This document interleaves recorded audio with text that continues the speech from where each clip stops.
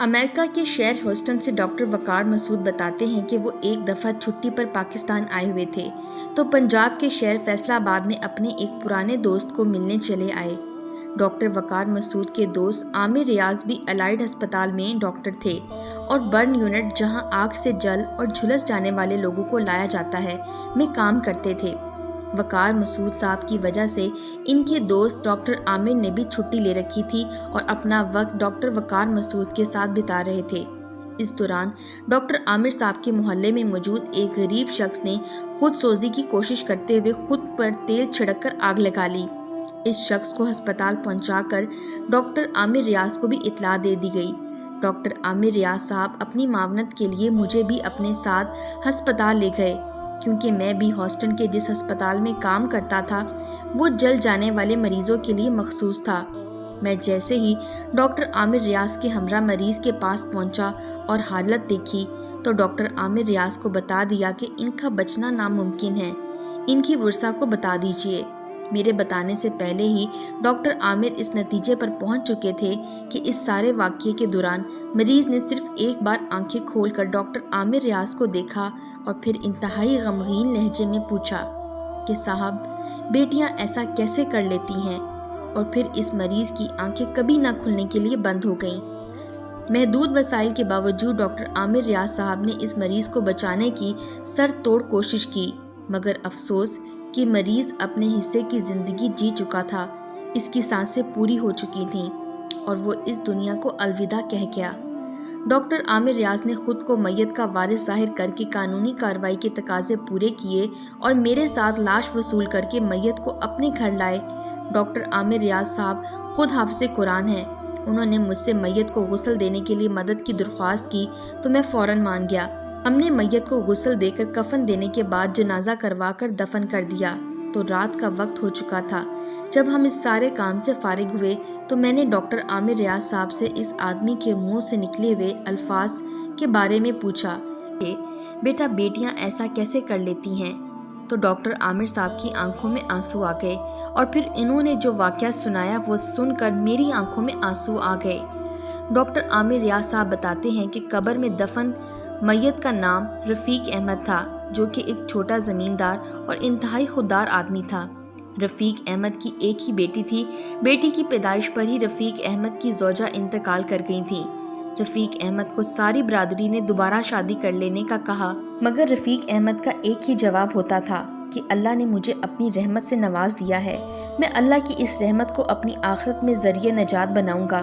میں اب دوسری شادی نہیں کرنا چاہتا اور نہ ہی کبھی رفیق احمد نے دوسری شادی کی۔ رفیق احمد نے اپنی بیٹی کا نام شائستہ رفیق رکھا اور بہت ہی بہترین انداز میں اس کی پرورش کرنے لگا۔ رفیق احمد نے اپنی بیٹی کو اس وقت عبایا لینا سکھا لیا جب وہ فقط 5ویں کلاس میں تھی۔ رفیق احمد خود بھی نماز روزے کا پابند اور اللہ سے انتہائی ڈرنے والا تھا۔ وقت گزرتا گیا، رفیق احمد کی بیٹی جوان ہو گئی۔ رفیق احمد کی بیٹی انتہائی ذہین تھی۔ جب رفیق احمد کی بیٹی نے میٹرک کے امتحان میں بورڈ میں پوزیشن لی تو اس نے اپنی حیثیت کے مطابق بیٹی کو بہترین پرائیویٹ کالج میں داخل کروایا۔ رفیق احمد روزانہ خود بیٹی کو سائیکل پر کالج چھوڑتا اور لے آتا۔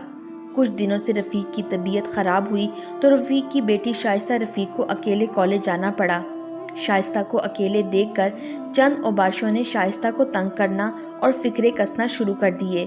شائستہ نے گھر آ کر اپنے والد رفیق احمد سے شکایت کی تو رفیق احمد نے ان اوباشوں کو سمجھانے کی کوشش کی، مگر انہوں نے بجائے بات ماننے کر اپنی بری حرکت سے باز آنے کے نماز عشاء کے لیے جاتے ہوئے رفیق احمد کو اغوا کر لیا اور اپنے ڈیرے پہ لے جا کر اس کے سر اور داڑھی کے بال کاٹنے کے بعد اسے بہیمانہ تشدد کا نشانہ بنایا اور پھر گلے میں پٹے ڈال کر کتے کی طرح بھونکنے پر مجبور کرتے رہے اور اپنی جان بچانے کی خاطر رفیق احمد کتے کی طرح بھونکنے کے بعد نماز عشاء پڑھنے کی مہلت دینے کی خاطر ان کی منتیں کرتا رہا، مگر انہیں شاید اللہ کا خوف ہی نہیں تھا۔ انہوں نے رفیق احمد کی ایک نہ سنی۔ جب مار مار کر اور ذلیل کر کر کے تھک گئے تو انہیں بے ہوشی کی حالت میں رفیق احمد کو راستے میں پھینک دیا، جہاں سے کسی رحم دل شخص نے رفیق احمد کو اٹھا کر ہسپتال پہنچایا۔ یوں رفیق احمد کی جان بچ گئی۔ جب رفیق احمد چلنے پھرنے کے قابل ہوا تو اپنی زمین ٹھیکر پر دے کر یہاں شہر آ بسا اور بیٹی کو تعلیم دلوانے لگا۔ رفیق احمد نے بیٹی کی خاطر اپنی عزت، زمین، گھر اور رشتے سب کچھ قربان کر دیا، مگر ایک دن رفیق احمد کی بیٹی شائستہ رفیق انہی اوباشوں میں سے ایک کے ساتھ فرار ہو گئی اور نام نہاد محبت کی شادی کر لی۔ رفیق احمد نے بیٹی واپس حاصل کرنے کی ہر ممکن کوشش کی، مگر عدالت میں شائستہ نے اپنے شوہر کے ساتھ رہنے کو ترجیح دی۔ یوں عدالت نے شائستہ کو شوہر کے ساتھ رہنے اور تحفظ فراہم کرنے کا حکم سنا دیا۔ عدالت کے فیصلے کے بعد رفیق احمد نے گاؤں میں پنچایت بلوائی اور بھری ہوئی پنچایت میں شائستہ نے اپنے نام نہاد محبت کی خاطر اپنے شوہر کے کہنے پر اپنے والد پر الزام لگا دیا کہ میرا باپ شہر لے جا کر میرا جسم بیچتا ہے اور خود بھی میری عزت لوٹنے کی کوشش کر چکا ہے۔ رفیق احمد بھری پنچایت کے سامنے سگی بیٹی کے منہ سے ایسے الفاظ برداشت نہیں کر سکا اور آج خود سوزی کر کے اپنی جان لے لی۔ میں ڈاکٹر عامر ریاض جب سے رفیق احمد کو جانتا ہوں، میں نے تب سے آج تک اس میں کوئی برائی نہیں دیکھی اور جتنی آزمائشوں سے اپنی زندگی میں گزر چکا تھا، اگر رفیق احمد نے اللہ پاک اور اس کے رسول صلی اللہ علیہ وآلہ وسلم کے حکم کی اتنی بڑی خلاف ورزی نہ کی ہوتی تو شاید مرنے سے پہلے جنت میں اپنا محل دیکھ کر مرتا۔ ڈاکٹر عامر ریاض کی بات سن کر میں بھی رو رہا تھا اور روتے ہوئے ڈاکٹر عامر ریاض صاحب سے سوال کر رہا تھا کہ ڈاکٹر صاحب، بیٹیاں ایسے کیسے کر لیتی ہیں؟ وہ تو باپ کا مان ہوتی ہیں، پھر کیوں کسی 4 دن کی محبت کی خاطر باپ کو رسوا کر دیتی ہیں؟ کیا وہ خود اس معاشرے میں نہیں گھومتی؟ کیا ان کو خود کو اس حرکت کے انجام کا نہیں پتہ ہوتا؟ کیا کوئی ایسا ایک کپل بھی ہے جس نے بھاگ کر شادی کی ہو اور وہ کامیاب زندگی گزار رہا ہے؟ آخر میں ان سب بہن بھائیوں سے التجا ہے کہ خدا کے واسطے اپنے ارد گرد دیکھیں، لوگوں کی آپ بیتی سے سیکھیں۔